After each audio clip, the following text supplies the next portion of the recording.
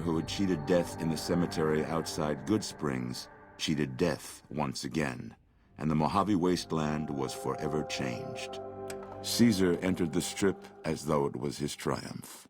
The Legion pushed the NCR out of New Vegas entirely, driving them back to the Mojave Outpost. The Legion occupied all major locations, enslaving much of the population and peacefully lording over the rest. Under the Legion's banner, civilization, unforgiving as it was, finally came to the Mojave Wasteland. Though the courier himself was just and forthright in his dealings throughout the wasteland, he helped the Legion achieve victory. Caesar honored him with a golden coin, minted in celebration of his contributions and distributed throughout the wasteland. Tabitha and Rhonda went east, through Caesar's land. Occasionally, tales of their exploits found their way back west, though few believed them. Eventually, the stories concerning the duo were collected and published, and proved to be quite popular with children.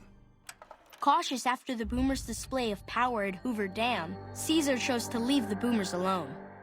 The Boomers remained isolated, but have been seen flying over the Mojave Desert from time to time. Buried beneath tons of rubble, the Mojave chapter of the Brotherhood of Steel was no more.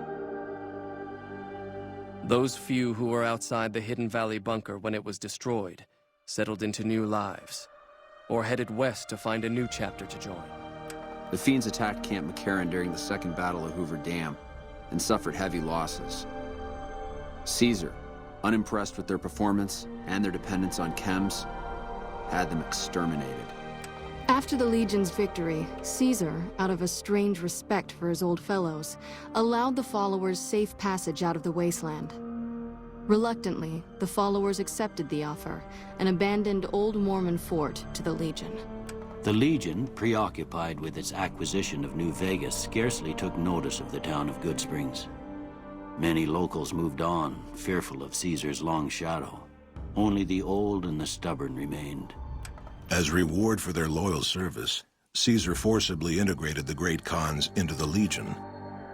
The sick and elderly were killed, the women sold as wives to ranking officers, and the tribe's identity was annihilated. Though many great Khans mourned the death of their tribe, many more were ultimately satisfied with their revenge against NCR. After their victory at Hoover Dam, Legion troops rolled through Freeside.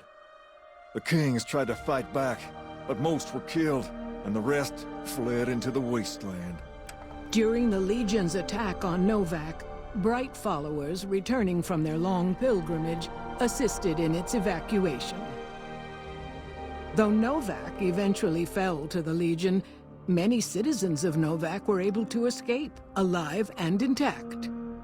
Armed with a wide array of improvised explosives and stolen weapons, the Vault 19 Powder Gang tormented the Mojave Wasteland for years. Citizens of the NCR were favorite targets, and they always suffered the worst fates. Despite NCR's pledge to support Prim, they abandoned the town after their loss to Caesar. Though Caesar keeps Prim open for business, its citizens live under the constant watch of Legion soldiers. And so the Courier's Road came to an end, for now.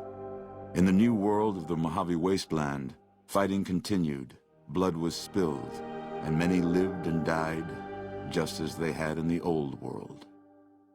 Because war never changes.